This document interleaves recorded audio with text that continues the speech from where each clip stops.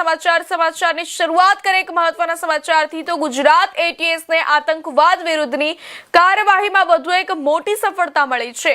ભરૂચમાંથી વધુ 2 શંકાસ્પદ આતંકવાદીઓની ધરપકડ કરવામાં આવી છે। ચોંકાવનારી વાત એ છે કે બંનેની ધરપકડ ભરૂચ જિલ્લા પોલીસ વડાની કચેરીથી માત્ર 200 મીટરના અંતરે જ કરવામાં આવી છે। હાલ એટીએસ અને આરોપીઓની પૂછપરછ કરી રહી છે અને સમગ્ર નેટવર્ક અંગે તપાસ તેજ કરવામાં આવી છે। મહત્વના સમાચાર જણાવી દે ભરૂચમાંથી વધુ 2 આતંકીઓ ઝડપાઈ ચૂક્યા છે। ગુજરાત એટીએસની મોટી કાર્યવાહી 2 આતંકીઓની ધરપકડ કરી લેવામાં આવી છે।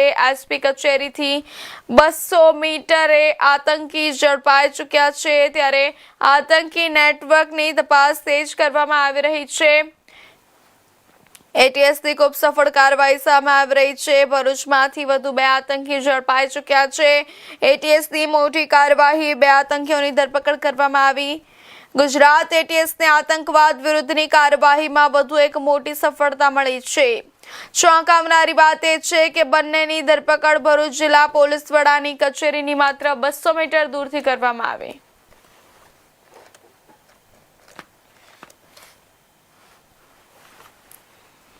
આ સમાચાર પર વધુ વિગતવાર માહિતી આપવા માટે આપણી સાથે સંવાદદાતા જોડાઈ ચૂક્યા છે ભરૂચથી ભરત મિસ્ત્રી।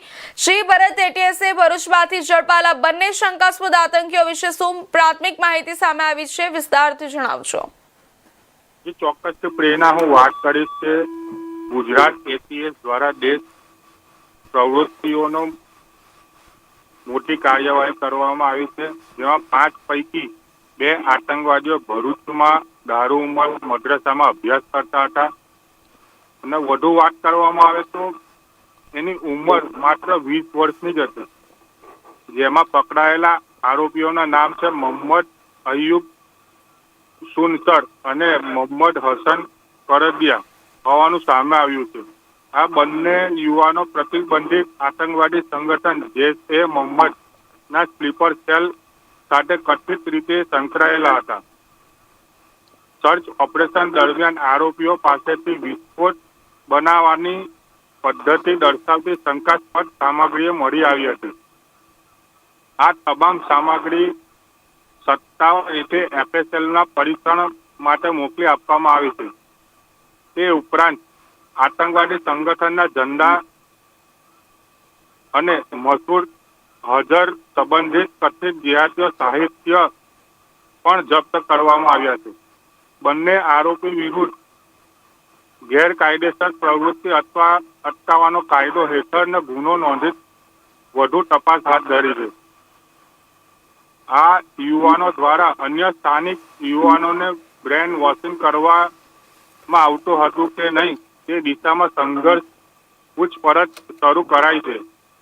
સુરક્ષા એજન્સીઓ દ્વારા શંકા છે કે આ સમગ્ર મામલો 2008માં સિરિયલ બ્લાસ્ટ